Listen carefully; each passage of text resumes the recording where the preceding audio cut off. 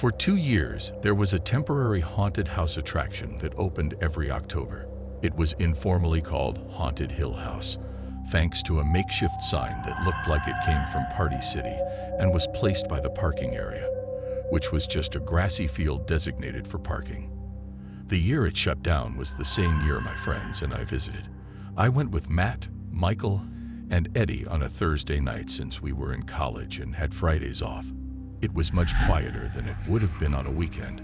Surprisingly, there was no line for tickets, and the line at the entrance was very short, with only about 4 people ahead of us.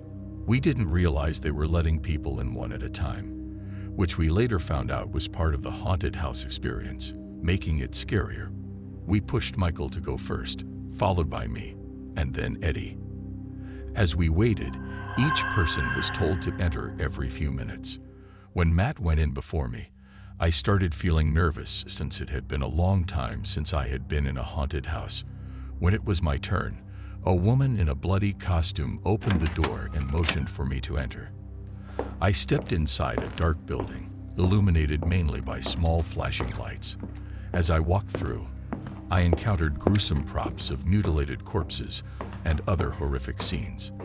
Actors in scary costumes would jump out from corners or holes in the walls, startling me each time. In a dark hallway between 2 rooms, I felt something brush against me from behind. I let out a short scream and turned to see a tall figure in the darkness. I laughed, thinking it was part of the act, but then the actor started pushing me down the hallway. Initially, I thought it was part of the attraction, but as we moved along, I started feeling uneasy. The actor eventually stopped. I heard a door close, and everything went silent. I still believed it was part of the haunted house, but started to feel scared as it was pitch black, and I felt hands grabbing me inappropriately. I pushed the person away and shouted, "Get the fuck off me, dude." Standing there in silence, I told the person they were going too far, and that they shouldn't touch people like that, thinking it was still part of the act. When nothing happened, I took out my phone, despite being told not to, and turned on the flashlight. I found myself in a storage room filled with props and janitorial equipment. The first thing I noticed was a tall man standing a few feet away, not dressed as an actor, but in all black with a black face mask. I looked for the door and asked, "What are you doing, dude?" He remained silent and made odd motions with his arms. I found the door and used my flashlight to navigate back down the dark hallway. I encountered another actor who told me to turn off my flashlight. I explained that I had been assaulted by someone who might not work there and that I wanted to leave. The actor, likely a teenager, dropped their character and directed me to continue walking to the end. I asked where to find the boss, and he told me to go to the ticket stand where the manager's office was. I speed walked through the rest of the haunted house and reunited with my friends, who were confused about why I came out last. I told them what happened, and we went to the ticket stand to speak to the manager. The worker there said the manager wasn't in that night, but would be back the next day. I reported the incident and requested a refund, which they gave me. The next day, a girl from our college posted on Facebook that she was sexually assaulted at the same haunted house the night we were there. This incident led to the attraction being shut down that month. I reached out to her, and it turned out we had similar experiences, but her aggressor was more physical. She pressed charges against the owner for negligence. The staff claimed the man who assaulted us didn't work there, which I believe, but I still don't understand how they lacked proper security measures to prevent such incidents.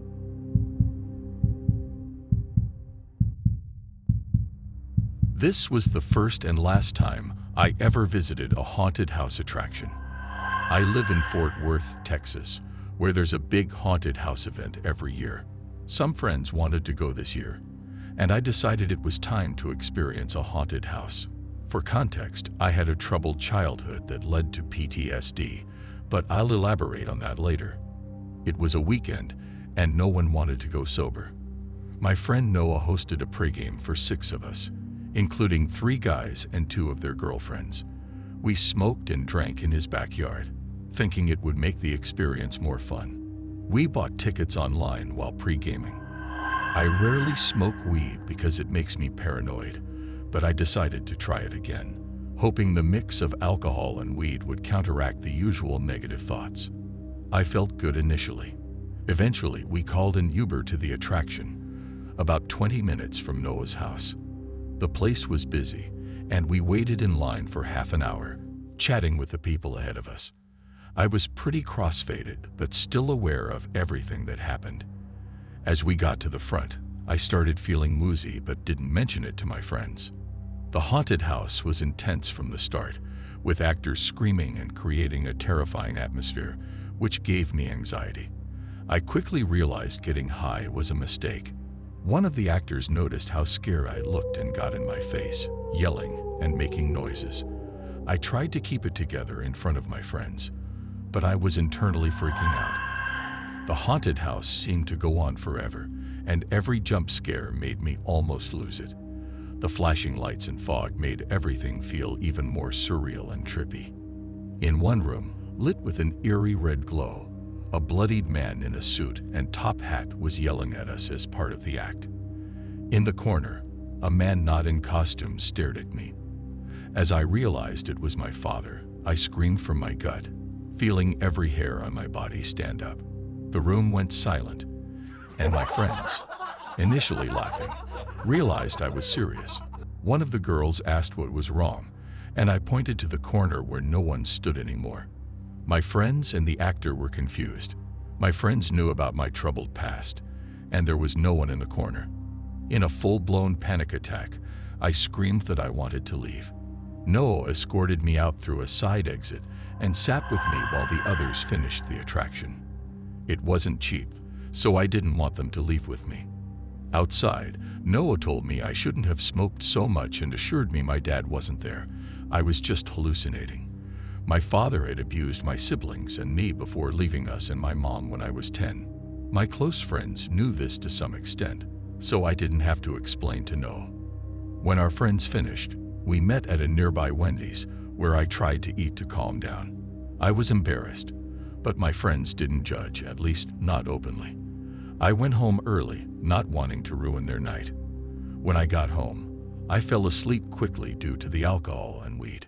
That night, I had a nightmare about the haunted house with my father standing in the corner. In the dream, he said, "Wake up, Charlie," and I woke up to see him towering over my bed, his body contorted impossibly. It took a few seconds to process before I screamed again. My mom rushed in and turned on the lights, and the apparition was gone. My heart raced, and I felt a chill as I cried to my mom that I saw Dad. It was one of the most scaring nights of my adult life. Now, I don't touch weed or any substances besides light alcohol, and I will never visit a haunted house attraction again.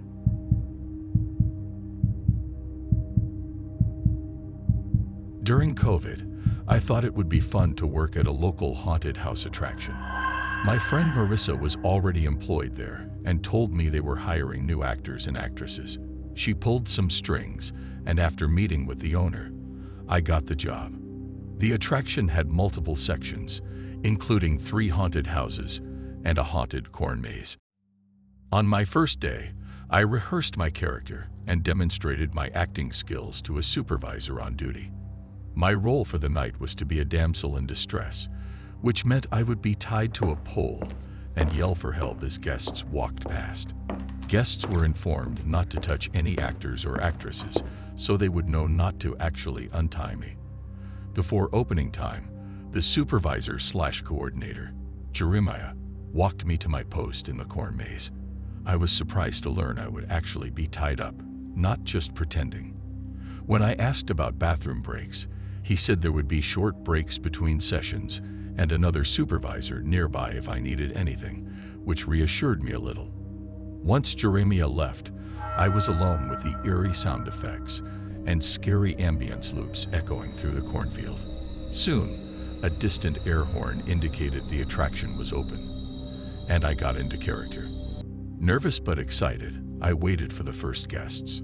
When they arrived, I put on my best performance, screaming and fake crying, begging for help and improvising responses. Since it was during COVID, Everyone wore face masks, making it hard to see their entire faces. Eventually, two male guests in their 30s passed by. One of them shot me a creepy gaze with his big eyes.